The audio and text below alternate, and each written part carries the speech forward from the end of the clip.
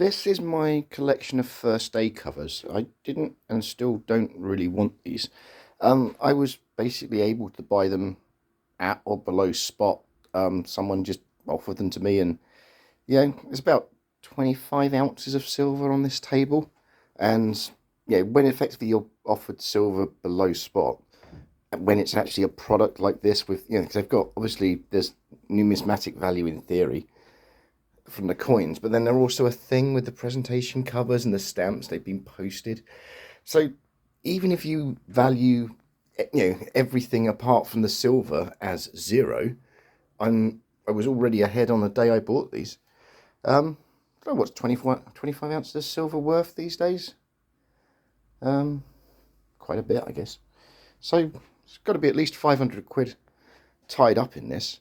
I don't know how exactly I'd go about selling them if I did. Whether it's the sort of thing you'd put on eBay, one at a time, or try and sell it as a batch, as a collection. But it's not really my thing, and they do take up a disproportionate amount of space in my safe. I kind of like stack them all on top of each other, and they go on their own shelf. So they take up as much space as probably 200 crowns would on their own, and there's only 25 of them.